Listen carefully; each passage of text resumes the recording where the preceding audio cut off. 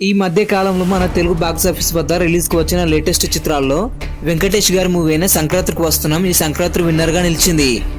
Regional గా భారీ grosser గా నిలిచిన ఈ మూవీ ఇంకా సాలిడ్ రన్ ని కొనసాగిస్తుంది. కేవలం తెలుగులోనే ఈ మూవీ సాధించిన విధంగా కలెక్షన్ల వర్షం కురిపిస్తుంది. ఒక రకంగా గేమ్ చేంజర్ వల్ల వచ్చిన నష్టాన్ని ఈ మూవీ భర్తీ చేస్తుందని చెప్పొచ్చు. అయితే ఈ మూవీ హిందీ వర్షన్ లో కూడా రీమేక్ అయ్యే అవకాశాలు పుష్కలంగా కనిపిస్తున్నాయి. ఒకవేళ ఛాన్స్ వస్తే గనక ఖచ్చితంగా తీస్తానని అనిల్ గారు అయితే చెప్పారు. ఈ హీరోగా ఎవరంటే మన కండల వీరుడు సల్మాన్ ఖాన్ తో చేస్తానని చెప్పారు. ఆయన అయితే ఈ మూవీకి పర్ఫెక్ట్ గా సరిపోతారు. ఎలాగో సల్మాన్ ఖాన్ గారి పేరు వచ్చింది కాబట్టి ఆయనకు సంబంధించిన మరొక అప్డేట్ తెలుసుకుందాం. ప్రస్తుతం తమిళంలో ఉన్న యంగ్ అండ్ స్టార్ దర్శకులు అట్లీ ఒకడు. ఆయన తెరకెక్కించిన జవాన్ 1000 కోట్ల క్లబ్లో చేరింది. దాని తర్వాత మరో సినిమా చేయలేదు. ఒకవేళ తీస్తే మళ్ళీ షారుఖ్ ఖాన్ తో జవాన్ 2 తీస్తారని కొన్ని రూమర్స్ అయితే వచ్చాయి. కానీ అది ఎటు తేలడం లేదు. అయితే ఆయన తీయబోయే ఒక క్రేజీ ప్రాజెక్ట్ గురించి బజ్ అయితే ఇప్పుడు వైరల్ గా మారింది. అదేంటంటే అట్లీ ఒక భారీ మల్టీ స్టార్ అని సెట్ చేసినట్టు రూమర్స్ వస్తున్నాయి.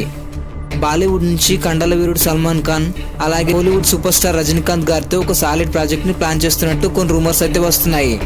కానీ దీని గురించి అఫీషియల్ అప్డేట్స్ అయితే ఇంకా రాలేదు.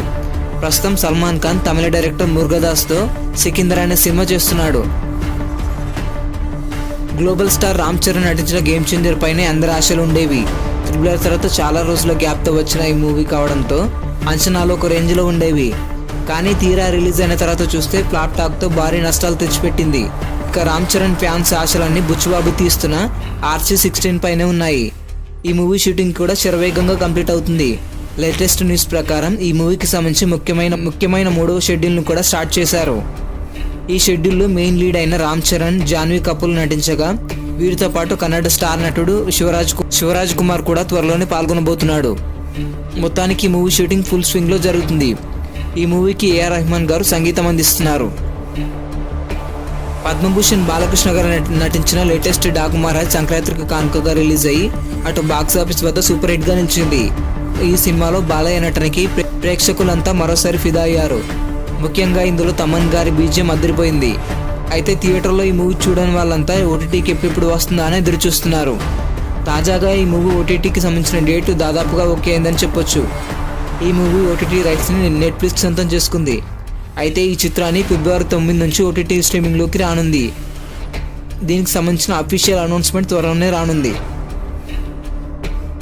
డబుల్ స్మార్ట్ ఈ పేరు విని చాలా రోజులు అవుతుంది కదా.